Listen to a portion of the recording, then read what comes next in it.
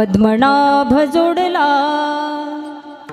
संपुष्ट हे हृदय पेटी, संपुष्ट हे हृदय पेटी, करोनी पोटी साठवू संत दर्शनी हा लाभ, पद्मनाभ जोडला। तुका म्हणे होता ठेवा,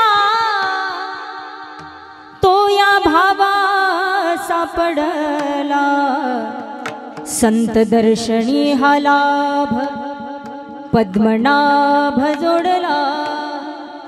समचरण सरोज सांद्र नीलाब्दाभं, जगननिहित पाणी मंडनं मंडनाना, तरुण तुलसी माला कंधरं कंजनेत्रं, सदय धवल हस्तं विठ्ठलं चिंतयामि।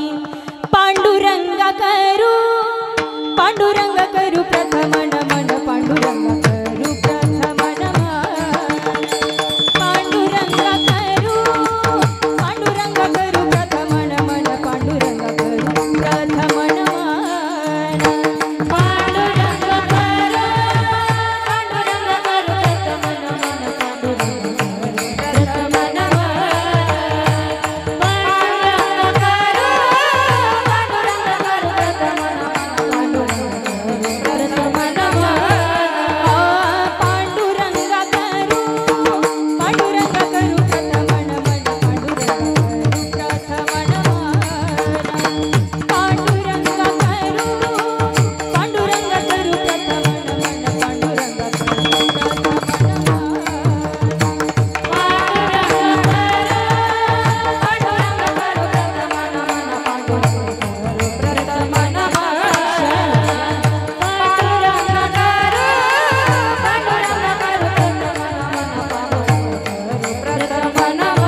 प्रथम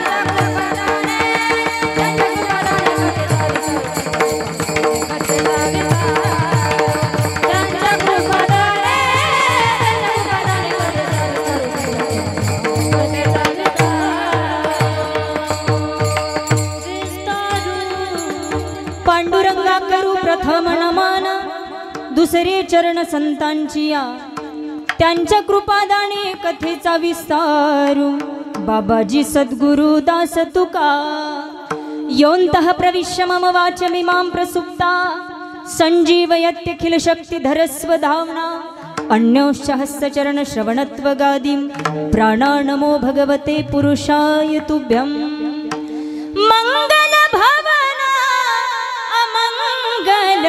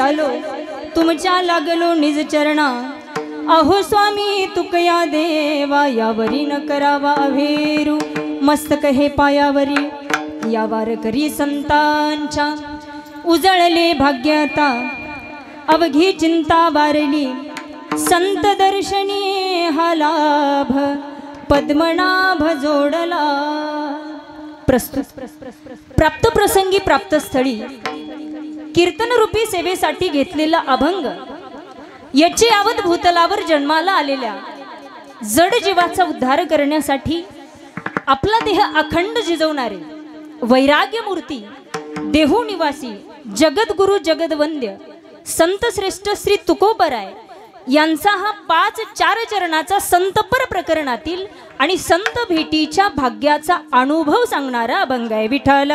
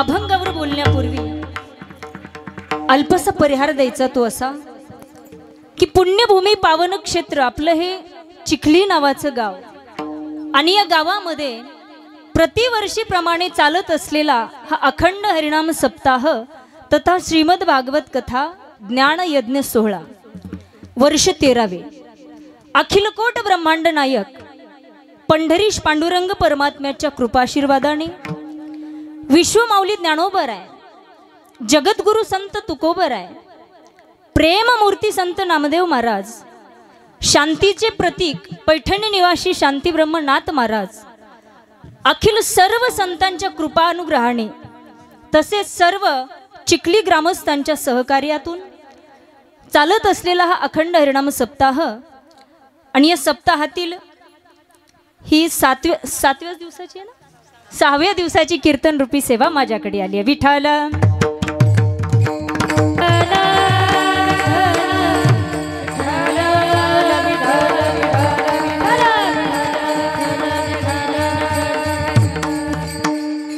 आधुनिक स्त्रियांची आध्यात्मिक जागृती खरं सांगायचं म्हणजे या कलियुगामध्ये या अध्यात्माची समाजाला एवढी गरज आहे कारण हे संत विचार हे प्रत्येकाच्या मनामध्ये रुजले पाहिजेत.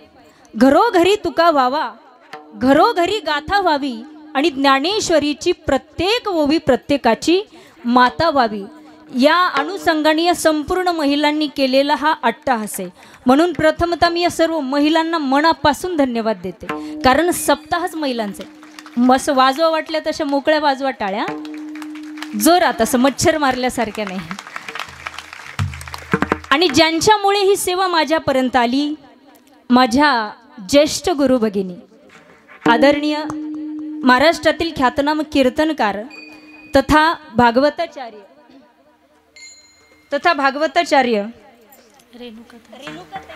रेणुकाताई जाधव यांची मी मनापासून आभार व्यक्त करते कारण आमची भेट खरं तर वृंदावनामध्ये झाली होती. यातल्या बऱ्याचशा महिला वृंदावनला होत्या. आता चेहरे सगळ्यांचेच परिचयाचे आहेत परंतु नावं लक्षात राहत नाहीत. माझा तो आजारच आहे मला नावं आठवणीत राहत नाहीत. म्हणून सर्व महिलांना मी मनापासून धन्यवाद देते. अगदी गोड नियोजन आहे कारण ही नियोजनाची नजर प्रत्येकाला नसते. जसं कीर्तन करण्याची नजर प्रत्येकाला नसते, वाजवण्याची गाण्याची नजर प्रत्येकाला नसते, अगदी त्याप्रमाणे नियोजन केवळ पैशानं होत नाही, त्याच्यासाठी त्या जातीचं लागतं. म्हणून ताईसाहेबांना मनापासून धन्यवाद. नियोजकच तत्र दुर्लभा.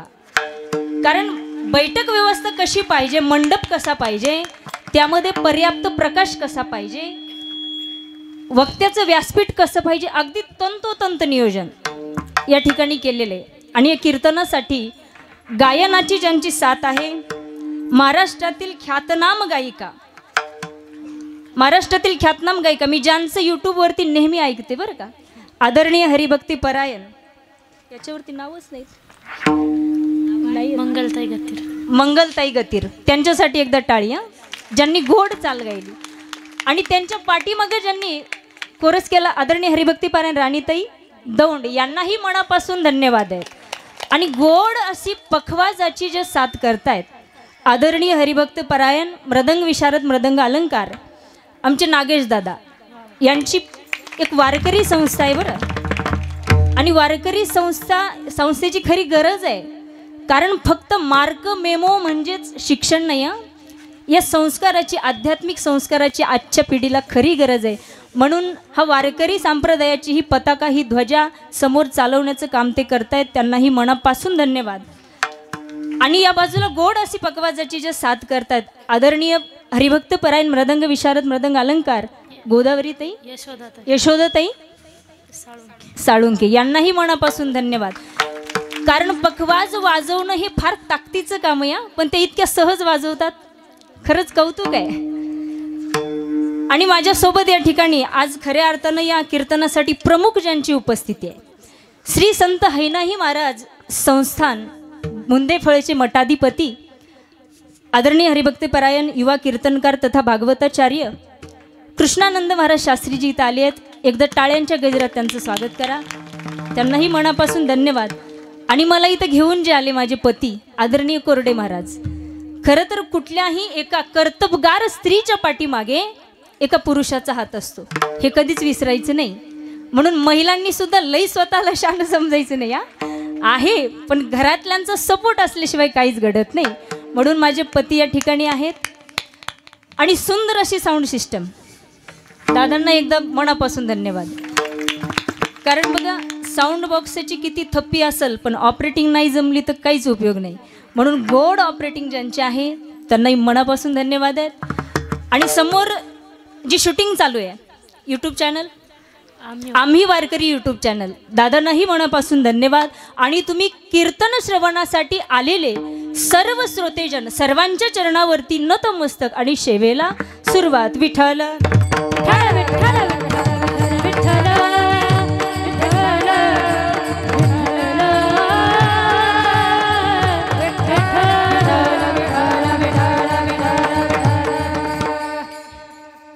जगद्गुरु तुकोबरा या अभंगामध्ये संत भेटीच्या भाग्याचा अनुभव व्यक्त करतात. उजळले भाग्य आता आणि अवघी चिंता वारली. तुकोबराय म्हणतात, माझं परमार्थिक भाग्य उजळलं आणि माझ्या जीवनामध्ये जी चिंता होती ना, ती चिंता आता राहिली नाही, ती चिंता वारली म्हणतात. हे कशामुळं घडलं तर संत दर्शनी हा लाभ आणि पद्मनाभ जोडला. पुढं एका साधकाने विचारलं, तुकोबराय पण तो जोडलेला परमात्मा तुम्ही कुठे ठेवला? त्यावर तुकोबराय सांगतात, तो जोडलेला, तो प्राप्त केलेला परमात्मा मी माझ्या हृदयामध्ये ठेवला. संपुष्ट हे हृदय पेटी आणि करोनी पोटी साठवू. बरं, पुढे विचारलं महाराज, ठीक आहे तुम्ही तो परमात्मा हृदयामध्ये ठेवला, साठवला, पण कुठून आणला हो? त्यावर तुकोबराय म्हणतात, तो कुठूनच आणला नाही, तर तो मुळातच आम्हाला प्राप्त आहे. कारण तो परमात्मा प्रत्येकाच्या हृदयात आहे. सर्वा घटी राम देहा देही एक. तुकोबराय म्हणतात, कुठूनच नाही आणला, तो आम्हाला मुळातच प्राप्त आहे, पण अज्ञानामुळे आम्ही त्याला ओळखू शकलो नाही. संतांच्या चरणावर भाव ठेवला आणि माझ्या हृदयात असलेला परमात्मा मला सापडला, प्राप्त झाला. हे हा अभंगाचा सरळ सरळ भाव. विठ्ठल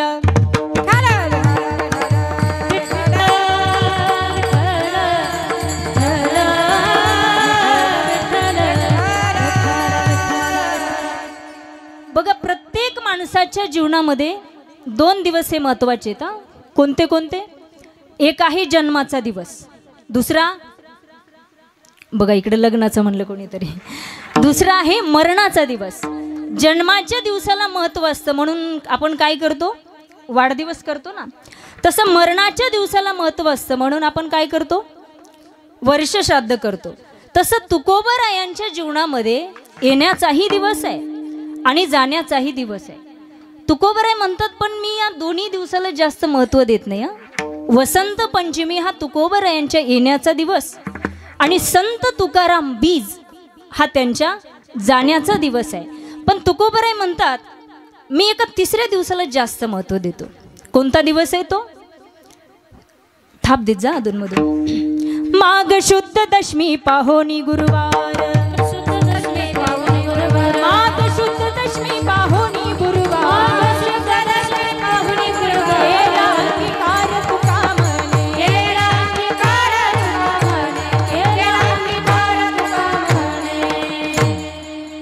माघ महिन्यातील शुद्ध दशमीचा गुरुवार हा माझ्या जीवनातला अत्यंत महत्त्वाचा दिवस आहे असं तुकोबराय म्हणतात.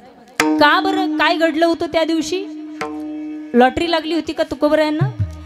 तुकोबराय म्हणतात त्या दिवशी मला एक स्वप्न पडलं आणि माझ्या स्वप्नामध्ये माझे सद्गुरू आले. कोण? बाबाजी चैतन्य. बाबाजी आपुले सांगितले नाम मंत्र दिला राम कृष्ण हरी. बाबाजी नाव सांगितलं आणि कोणता मंत्र दिला? रामकृष्ण हरी. रामकृष्ण हरी हा मंत्र सिद्ध मंत्र या. उघडा मंत्र जाना, रामकृष्ण हरी म्हणा.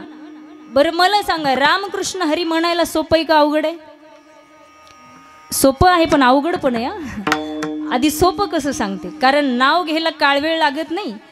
तिथं तुम्ही काही करताना करू शकता. स्वयंपाक करताना, शेतामध्ये काम करताना, काहीही करताना देवाचं नाव घेऊ शकता म्हणून सोपं आहे. आणि अवघड का? अवघड कशामुळे? कोणाच्याही तोंडाला देवाचं नाव येत नाही म्हणून अवघड आहे.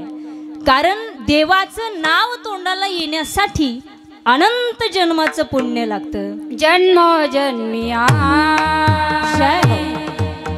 बहु पुण्य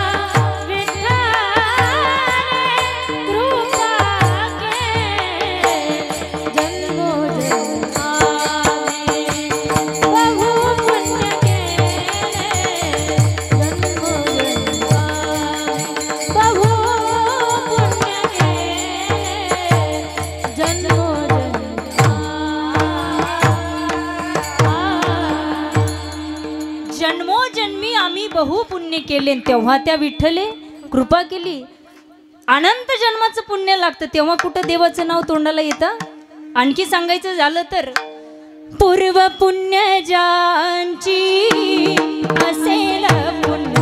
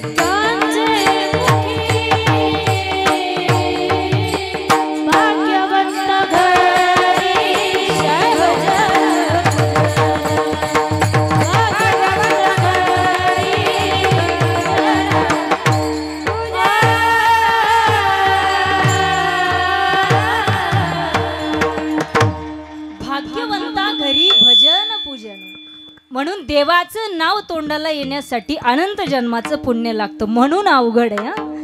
तुकोबराय म्हणतात मला रामकृष्ण हरीचा मंत्र दिला. राम नाव हे काय करतो? राम नाव हे माणसाला या जीवाला रममान करणार आहे. आणि कृष्ण नाव लिहायला कसं आहे? अगोदर क काढलेला आहे आणि त्या ककाराला खाली रकार दिलाय, बरोबर आहे ना? तो रकार कसा आहे? असा आकड्याप्रमाणे. हे कृष्ण नावाच्या ककाराचा जो रकार आहे ना, या भवसागरामध्ये बुडालेल्या जीवाला वर आणण्याचं काम करतो. बघा, पूर्वीच्या काळामध्ये जर विहिरीमध्ये काही वस्तू पडल्या तर कशानं काढायचे? मला वाटलं शिटीतले तुम्हाला माहित नसेल, गळ सोडायचे. गळा, आता त्या गळाला काय भरपूर आकडे असायचे.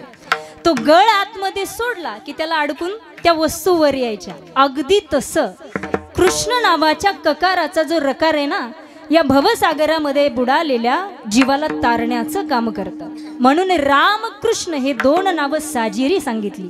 रामकृष्ण नामे हे दोन्ही साजिरी हृदय मंदिरी स्मराकारे. राम आणि हे कृष्ण नाव हे जगात सुंदर सांगितली,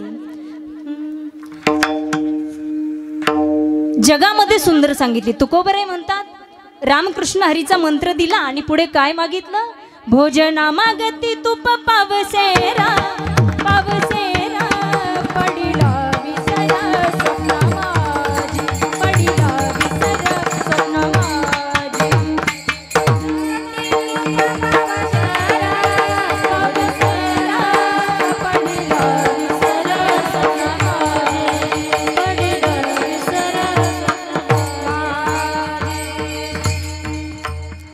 भोजना मागती तूप पावशेर पडला विसर स्वप्ना माझी. आता पावशेर तूप मागितलं. आता तूप म्हणजे काय हो? अगोदर पावशेर या शब्दाचा थोडासा विचार करू. पावशेर म्हणजे किती? 1 किलोचे समान 4 भाग केले असता त्याच्या चौथ्या हिश्श्याला काय म्हणतात? पावशेर.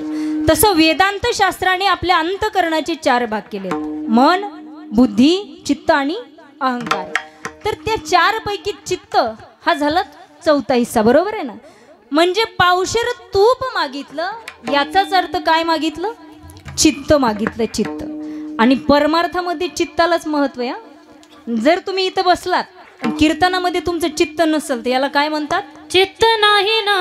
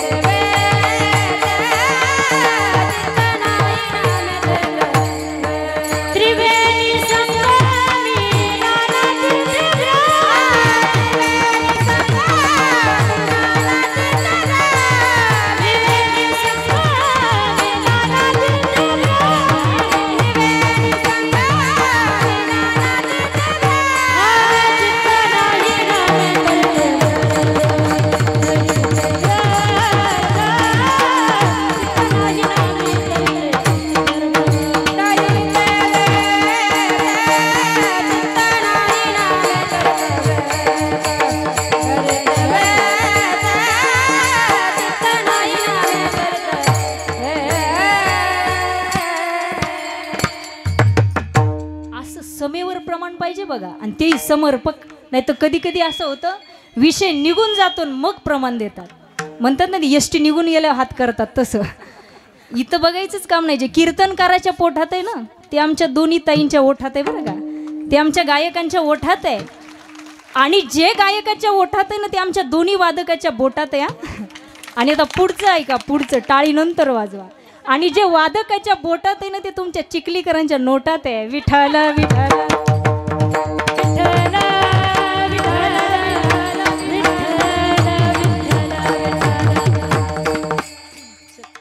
कुठपर्यंत आलत?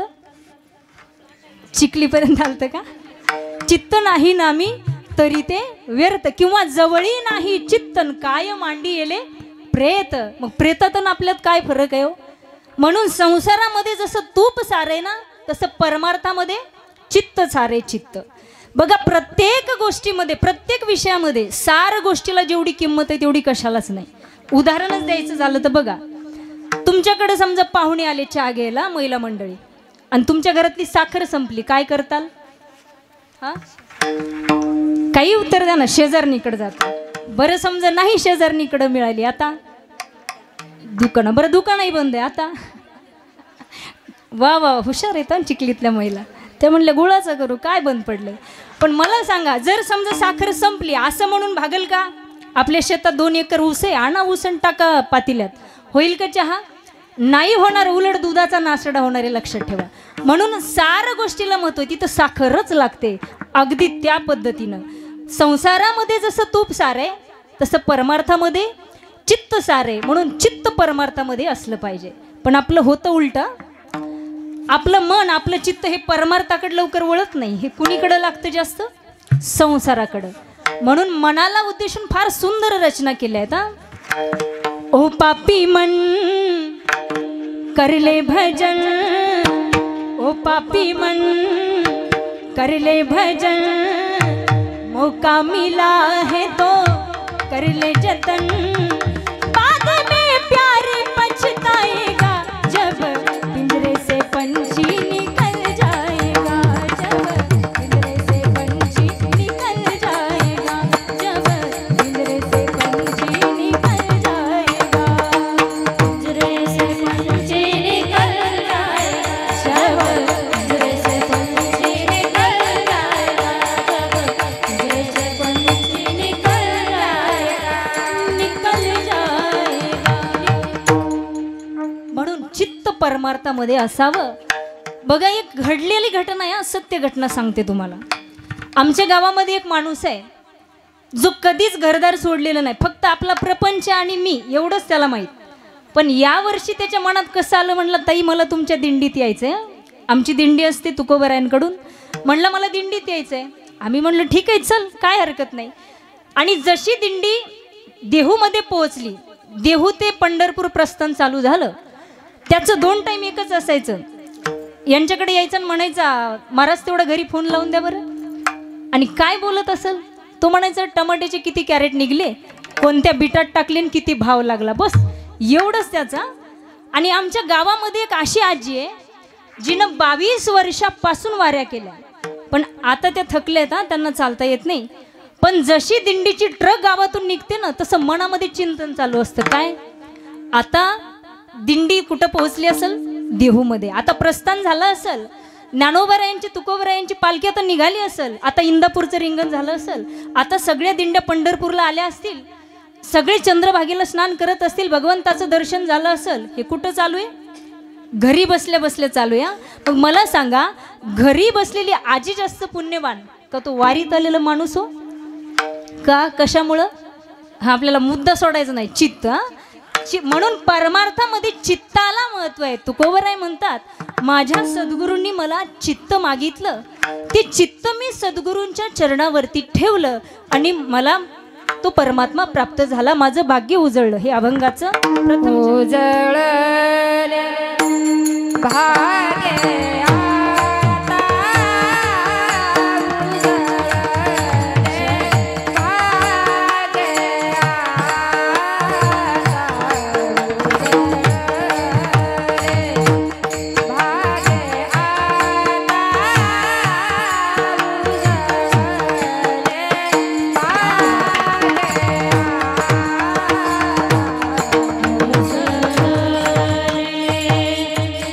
भाग्य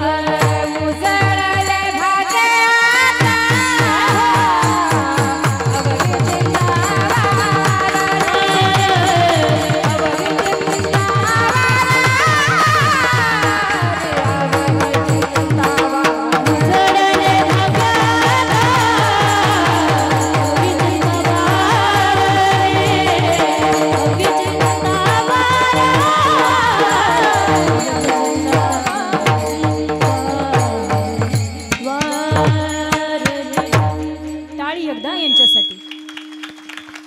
आणि अधूनमधून टाळी वाजव जा. विठ्ठल विठ्ठल भजन चालू झालं की टाळी वाजवायची. का वाजवतात टाळी माहिती आहे? बघा, पोत्यामध्ये धान्य भरत राहिलो आपण, सारखं भरतच राहिलो, पोतं नाही हलवलं तर काय होतं? रित राहण्याची शक्यता असते, रिकामं राहत असतं. म्हणून अधूनमधून हलवावं लागतं. पण काही काही पोते हलतच नाहीत, आता काय करावं? टाळी वाजवा जा तुम्ही, कारण हे विठ्ठल विठ्ठल भजन तुमच्यासाठी, झोपलेले जाग करण्यासाठी. विठ्ठल विठ्ठल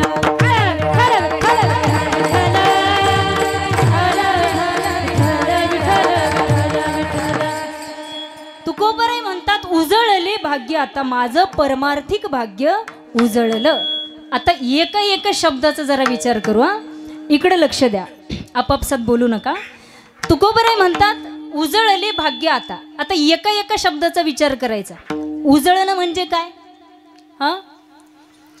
फेरन लोली लावून उजळणं.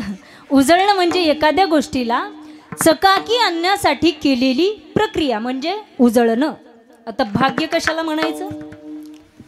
संसारिकाचं भाग्य वेगळं आहे आणि परमार्थिकाचं वेगळं आहे. प्रत्येकाचं भाग्य वेगळं वेगळं आहे. संसारामध्ये माणसं कशाला भाग्यवान म्हणतील काही सांगताच येत नाही. आमच्या गावात एका बाईच्या बकरीला 3 पिल्ले झाले. बाया म्हणलं, बाई काय भाग्यवान आहे. संसारात माणसं कशाला भाग्यवान म्हणतील सांगताच येत नाही. पण प्रत्येकाचं भाग्य वेगळं आहे मैबाप.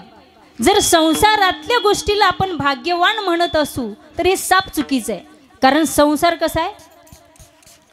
नाश पावणार आहे. संसार हा दुःखरूप आहे.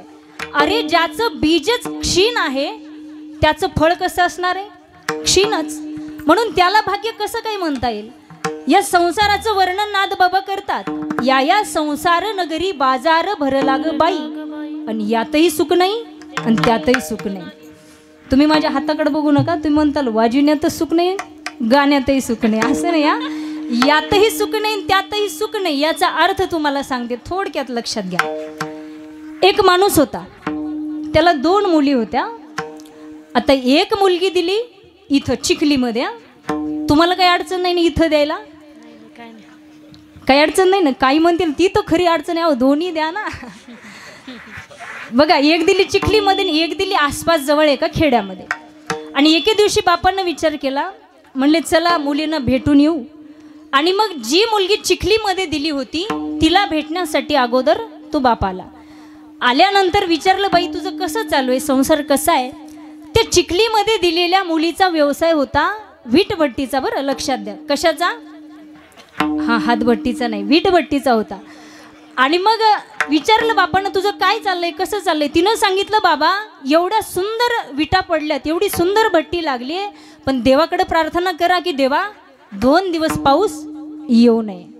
आणि मग तिथून बाप निघाला कुठं? दुसऱ्या मुलीकडं. तिथं गेल्यानंतर त्या मुलीचा व्यवसाय होता भाजीपाल्याचा. आपल्या शेतामध्ये भाजीपाला लावायचा आणि मार्केटला विकायला न्यायचा. तिला विचारलं, बाई तुझं कसं चाललंय? त्यावेळी तिनं सांगितलं, बाबा एवढा भाजीपाल्याला भाव आहे, एवढा भाव आहे, पण काय करावं म्हणे, लाईट तोडली, बिल भरलं नाही म्हणून लाईट तोडली. त्या पावसालाही दया येईना. देवाकडं प्रार्थना करा की 2 दिवसात पाऊस आला पाहिजे. यालाच म्हणतात बघा, यातही सुख नाही आणि त्यातही सुख नाही. असा हा संसार आहे. म्हणून ज्याचं बीजच दुःख आहे त्याचं फळ काय असणार? दुःख. म्हणून याला भाग्य नाही म्हणता येणार. म्हणून संत तुकोबराय म्हणतात, भाग्य तरी नो हे धन पुत्र दारा, पुत्र दारा निकट वास बरा संतापाई, निकट वास बरा संतापाई. भाग्य तरी नो हे धन पुत्र दारा, धन पुत्र दारा निकट वास बरा संतापाई, निकट वास बरा संतापाई. भाग्य तरी नोहे धन पुत्र दारा निकट वास बरा संतापाई. कारण संताची भेट होणं हे भाग्याचं लक्षण आहे बरं का. दुसरं, हे मनुष्य शरीर आपल्याला मिळाले नाही, हे सुद्धा भाग्यानं मिळाले. बडे भाग माणूस तन पावा, बडे भाग माणूस तन पावा, सूर दुर्लभ सब ग्रंथान गावा,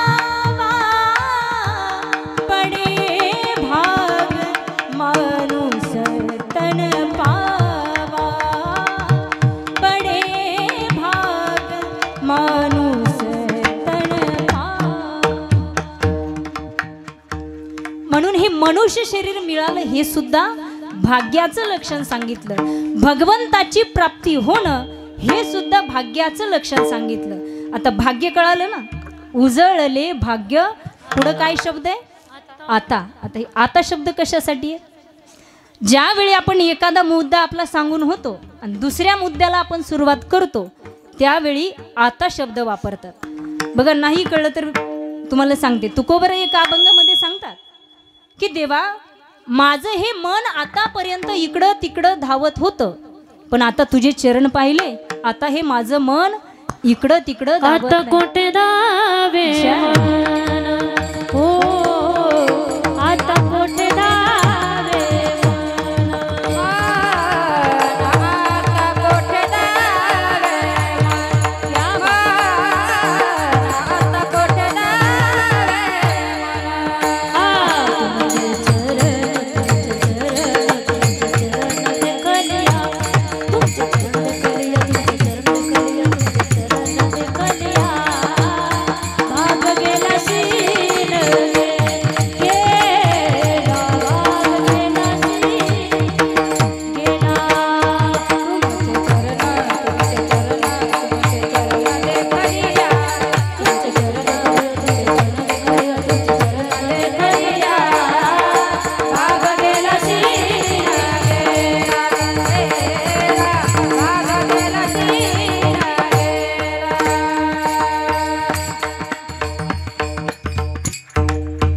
अशा ठिकाणी आता शब्द वापरतात. आता कोठे धावे मन तुमचे चरण देखलिया. समजलं? नाही समजलं? आणखी सोपं करून सांगू. बघा, दोन पती पत्नी आहेत. असं सांगितलं की असे फ्रेश होतात चेहरे. बघा, दोन पती पत्नी आहेत. एवढं जोराचं भांडण लागलं, एवढं जोराचं भांडण. आता त्या बिचारीनं जोपर्यंत सहन होतं तोपर्यंत ऐकलं, पण आता मात्र तिला सहन झालं नाही आणि तिनं एकच शब्द वापरला. काय? आता. पुढचं तुम्ही बोला. आता बस झालं. अशा ठिकाणी आता शब्द वापरतात. उजळले भाग्य आता आणि अवघी चिंता वारली. आता थोडं चिंतेविषयी लक्षात घ्या. चिंता कोणाला नाही हो, कोणाला नाही. इथं बसलेल्यापैकी असं ठाम मतानं हात वर घ्यायचं आणि सांगायचं माझ्यासारखा राजा माणूस या चिखलीत नाही. करा बरं, हिम्मत आहे का? नाही. चिंता प्रत्येकालाही माई बाप. तुम्हाला वाटतं आमचं बरं, आम्हाला वाटतं तुमचं बरं. चिंता ही प्रत्येकाच्या पाठीमागं लागली आहे. आजकाल पाहायला गेलं तर कोणाकडं कुठल्याच गोष्टीची कमी नाही, पण आतून चिंत्या रोग लागलेला आहे. समाधान कोणालाच नाही. मी तर म्हणते मंडपात बसलेले 50% लोक हे संसाराला असे कदरून बसलेले. खरं आहे की नाही? खरं बोला. म्हणजे चिंता प्रत्येकाला आहे. फक्त एक आहे, संसारिकाची चिंता वेगळी आहे आणि परमार्थ करणाऱ्या माणसाची चिंता वेगळी आहे. पण चिंतेचा उगम कुठून होतो? चिंतेचा जन्म इच्छेपासून होतो. जोपर्यंत आपली इच्छा संपत नाही ना तोपर्यंत चिंता आपली कधीच पाठ सोडत नाही. आणि संसारामध्ये पाहायला गेलं तर एवढ्या वस्तू आहेत. एक वस्तू मिळाली की आपल्याला वाटतं नाही नाही दुसरी पाहिजे. मोबाईल मिळाला की गाडीची अपेक्षा वाढते. गाडी मिळाली की वाटतं नाही नाही 4 व्हीलर पाहिजे. 4 व्हीलर मिळाली की पुन्हा वाटतं नाही नाही शेजाऱ्याने इनोवा काढली आपल्यालाही पाहिजे. इच्छा वाढतात का नाही? आणि इच्छा जर पूर्ण नाही झाली तर चिंता 100% उगम पावते. म्हणजे चिंतेचा उगम कुठून आहे? इच्छेपासून. पण परमार्थामध्ये जर सांगायचं झालं ना मैबाप, तर परमार्थामध्ये एकच वस्तू आहे, ती म्हणजे तो परमपिता परमेश्वर. आणि एकदा का तो भेटला ना बस चिंताच मिट. हरियाला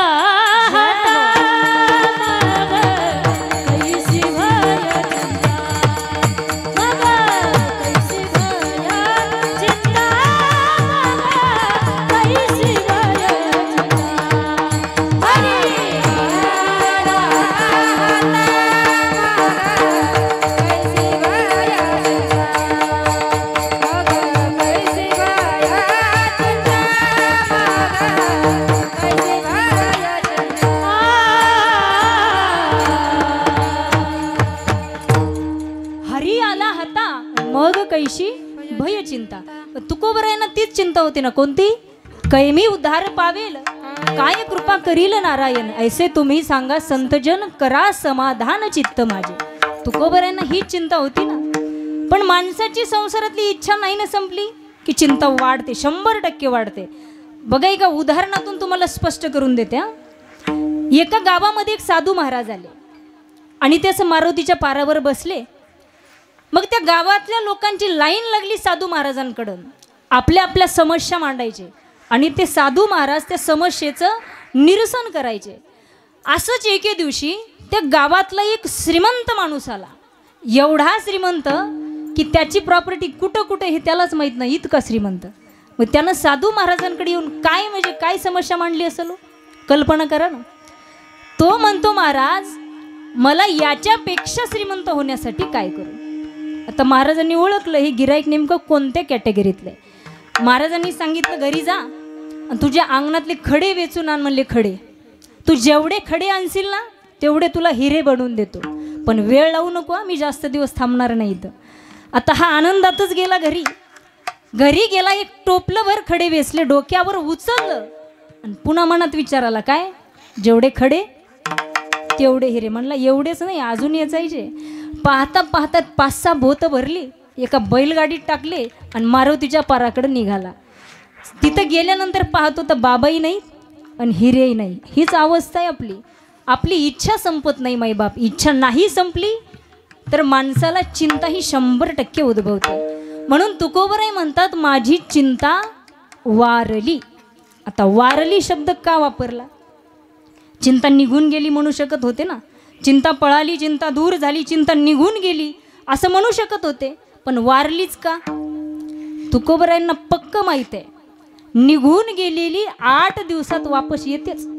किती रुसून जाऊ द्या, मी चिंता म्हणते, मी तुमच्याविषयी नाही बोलायले. निघून गेलेली ही 8 दिवसात वापस येतेच, पण एकदा वारली म्हटलं की उद्भवण्याचा प्रश्न नाही. विठ्ठल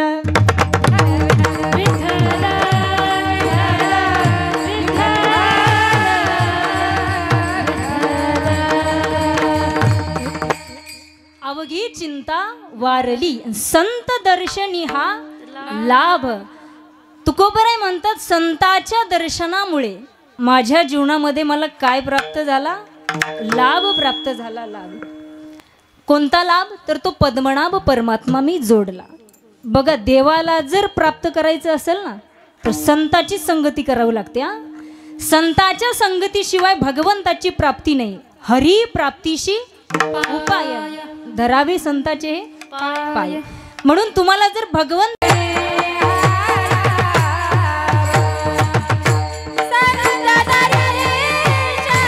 कशी भली मोठी लिस्ट तयार होईल. तुम्हाला संत शिरोमणी सावता महाराज यांनी सुद्धा देवाला हृदयात ठेवलं. बघा सावता महाराज पंढरपूरला एकदा गेले, चंद्रभागेचं स्नान केलं, पांडुरंगाचं दर्शन घेतलं, एकनाथ संत नामदेव महाराजांचं कीर्तन ऐकलं, ज्ञानेश्वर महाराजांचं प्रवचन ऐकलं आणि सावता महाराजांनी मनामध्ये निश्चय केला, काय अरे परमार्थ करण्यासाठी संसार सोडण्याची गरज नाही आणि कोणत्याच संतांनी संसार सोडायला सांगितला नाही. सावता महाराजांनी आपला संसार करत करतच परमार्थ केला. आपला मळा एवढा सुंदर फुलवला, कांदा मुळा भाजी अवघी विठाबाई माझी. कांदा मुळा भाजीतच विठ्ठल पाहिला. परिणाम असा झाला मैबाप ते पंढरपूरचं परब्रह्म सावता महाराजांना भेटण्यासाठी आरण या गावी आलं. ज्यावेळी परमात्मा आले सावता महाराजांनी पाहिलं, एवढे भावविभोर झाले, दर्शन घेतलं आणि आता देव म्हणतात सावतोबा जास्त आता बोलायला वेळ नाही बरं का, माझ्या पाठीमागं चोर लागले, चोर, मला पटकन कुठं तरी लपव. आता कोण होते ते चोर, संत ज्ञानेश्वर महाराज आणि संत नामदेव महाराज. आणि मग क्षणाचाही विलंब न लावता सावता महाराजांनी आपलं हृदय चिरलं आणि भगवंताला साठवलं. हे नामदेव महाराजाचं वर्णन करतात. धन्य त्याची माता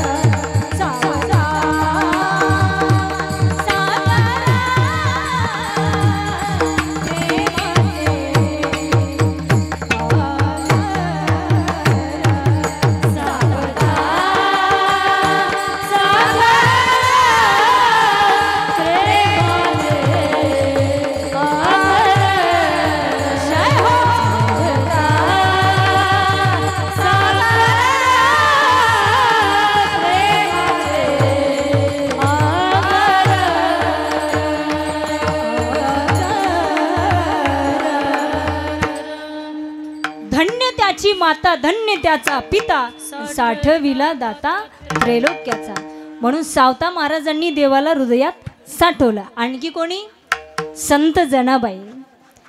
धरिला पंढरीचा चोरा, धरिला पंढरीचा चोरा, धरिला पंढरीचा चोरा, धरिला पंढरीचा चोरा.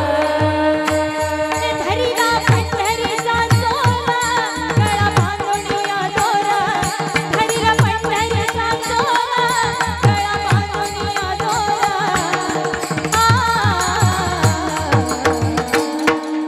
धरिला पंढरीचा चोरा, धरिला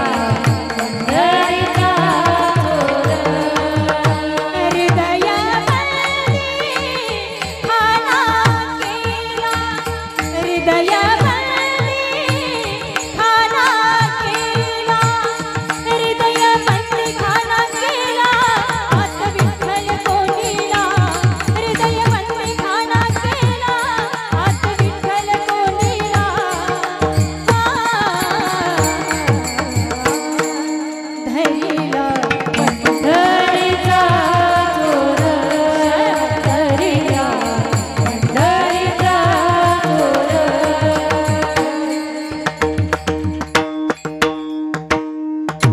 संत जनाबाईंनीही देवाला हृदयात कोंडलं. आणखी सांगायचं झालं तर ज्ञानी नाम अग्रगण्यम असणारे हनुमंतराय यांनी सुद्धा देवाला हृदयात कोंडलं ना. श्रीराम, लखनजी, जानकी. श्रीराम जानकी बैठे हैं मेरे सीने में. श्रीराम जानकी बैठे हैं मेरे सीने में. देख लो मेरे दिल के नगीने में, देख लो मेरे दिल के नगीने में. श्रीराम जानकी बैठे मेरे सीने में. श्रीराम जानकी बैठे मेरे सीने, मेरे सीने. म्हणून देवाला जर कोंडायचं असेल ना मैबाप तर हृदयाचं जेल करावं लागतं. देवाला ठेवण्यासाठी योग्य जागा जर कोणती असेल तर ते म्हणजे काय आहे? हृदय आहे. तुकोबराय म्हणतात तो परमात्मा मी माझ्या हृदयामध्ये साठवला. बरं पुढं विचारलं तुकोबराय तो परमात्मा कुठून आणून साठवला? त्यावर तुकोबराय म्हणतात तो कुठूनच आणला नाही, तो आम्हाला मुळातच प्राप्त आहे. तुका म्हणे होता ठेवा तो या बाबा सापडला. बघा देव हा भावानं सापडतो, असा उगच सापडत नाही. नुसता हरिपाठ पाठ केला की आपल्याला वाटतं देव आपल्याला चौकातच भेटावं. कसा भेटलो? शक्य नाही. म्हणून देवाला भेटण्यासाठी भाव अत्यंत महत्त्वाचा. म्हण आहे बघा पूर्वीची, भाव तिथं पाप तिथं भेव, चिवडा तिथं शेव, असं हे जोडू नये. म्हणून भाव अत्यंत गरजेचा आहे. बघा श्रीमद भागवत कथेतला फार सुंदर प्रसंग आहे. भगवंतानं पाहिलं आणि परमात्मा म्हणतात लगता है मामाजी ने हमारे लिए उड़न खटोला भेजा है, देखना तो पडेगा. आणि मग देवानं विचार केला की मैया तर मला मांडीवरून खाली ठेवायला तयार नाही, मग काय करायचं? देवानं आपलं वजन वाढवायला सुरुवात केली. आणि जसं वजन वाढवलं यशोदा मैयाची मांडी दुखून आली आणि मैयानं कन्हैयाला उचललं, खाली ठेवलं आणि घरामध्ये निघून गेली. इतक्यामध्ये तो तृणाव्रत नावाचा दैत्य आला. पाहता पाहता सगळ्या ब्रजमंडलमध्ये धूळ पसरली, मोठी मोठी झाडं कोलमडून पडायला लागली. त्या तृणाव्रत नावाच्या दैत्यानं भगवंताला उचललं, उंच आकाशामध्ये घेऊन गेला. आता भगवंतानं बराच वेळ त्या वृंदावनातले गल्ली मोहल्ले सगळे पाहून घेतल्या आणि आता मात्र देवानं विश्वभार घेतला आणि आता खाली खाली खाली जमिनीकडं त्या तृणाव्रताला घेऊन येऊ लागले. त्यावेळी तो तृणाव्रत काय म्हणतो माहित आहे? अरे नंद का लाला समझ के मैंने काही नंद भवन का काला पत्थर तो नाही उठा लाया. काय म्हणतो तो? अरे नंदाचा लाला समजून मी नंद भवनातला काळा दगड तर नाही उचलून आणला. देव म्हणतात काय मूर्ख आहे हा तृणाव्रत. अरे माझे भक्त दगडात मला पाहतात आणि हा माझ्यात दगड पाहतोय का? भाव नव्हता भाव. म्हणून मैबाप जर भाव असेल ना तर देव कधीही तुमच्या समोर उभा आहे. आणि जर भावच नसेल तर देव तुमच्या समोर जरी उभा राहिला ना तरी तुम्ही त्याला ओळखू शकणार नाही. पता नहीं किस रूप में आकर नारायण मिल जाएगा. म्हणून भाव हा अत्यंत गरजेचा आहे. देव हा भावाचा भुकेला आहे, लक्षात ठेवा. म्हणून तुकोबराय म्हणतात तो परमात्मा मी माझ्या हृदयामध्ये साठवला. तुका म्हणे होता ठेवान तो या भावा सापडला. तो भावाने मला सापडला. आता उदाहरण द्यायचं झालं तर बघा, तो आपल्या हृदयातच आहे पण आपल्याला का माहीत नाही, का कळला नाही. उदाहरण सांगून जाते तुम्हाला. आता लोखंडाची एक पेटी आहे आणि लोखंडाच्या पेटीमध्ये जर परिसाचा तुकडा ठेवला तर पेटीचं काय होतं? सोनं होतं, मान्य ना. पण तोच परिसाचा तुकडा जर कागदात गुंडाळून ठेवला तर मग सोनं होईल का? नाही. अगदी तसंच आपल्या हृदयरूपी पेटीमध्ये तो परमात्मा अज्ञानाच्या कागदात गुंडाळलेला आहे. तो अज्ञानाचा कागद काढण्यासाठी संतांची गरज आहे. विठ्ठल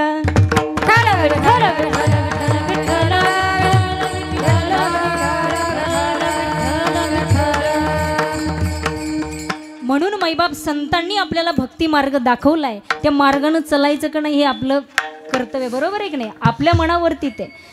पण तुम्ही जर त्या मार्गानं नाही चाललात तर यात कोणाचं काही जाणार नाही बरं का. हे जरी नाही काल तरी दुसरा येईल. हे जरी नाही काल, हे जरी नाही काल तरी दुसरा येईल. हे जरी नाही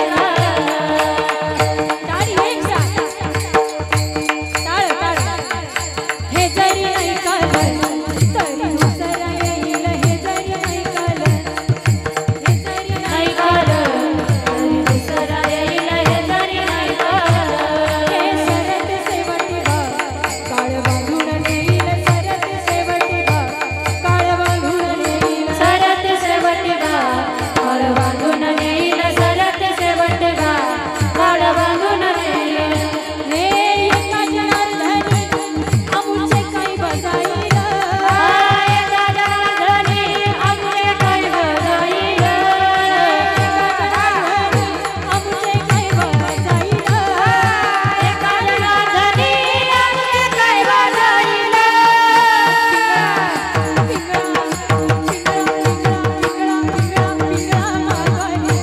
कोणी बोली तो देगा पिंगळा मागवारी. पिंगळा मागवारी. कोणी बोली तो देगा पिंगळा मागवारी. पिंगळा मागवारी. जय हो. पिंगळा मागवारी. पिंगळा मागवारी. कोणी बोली तो देगा पिंगळा मागवारी. हे वर्तमान खोटे घर वर्तमान खोटे. वर्तमान खोटे घर वर्तमान खोटे. वर्तमान खोटे घर वर्तमान खोटे.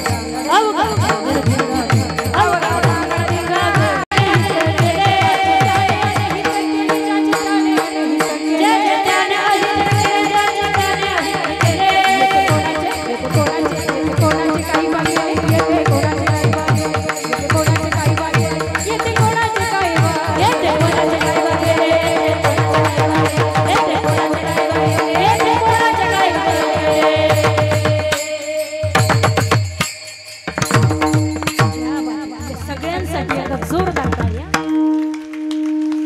नाथ बाबा म्हणतात तुम्ही जर नाही या मार्गाने चाललात ना आमचं काही जाणार नाही. तुम्ही तुमचं अनहित करून घेता एवढं लक्षात ठेवा. येथे कोणाचे कायबा गेले ज्याचे त्याने अनहित केले. म्हणून कोणत्या मार्गाने चालायचं हे तुमचं तुम्ही ठरवायचं.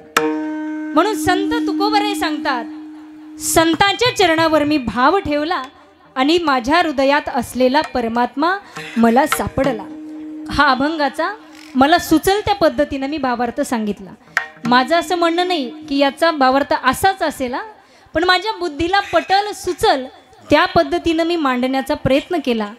मला या ठिकाणी आमंत्रित केल्याबद्दल हरिभक्तपरायण रेणुकाताईंना मी मनापासून धन्यवाद देते. मी त्यांची मनस्वी आभारी आहे, कारण माझ्यासारख्या छोट्या कीर्तनकाराला या ठिकाणी संधी मिळाली.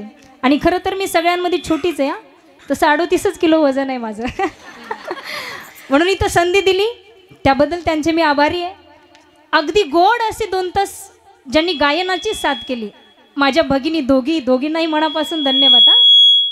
आणि गोड अशी पकवाजाची ज्यांनी साथ केली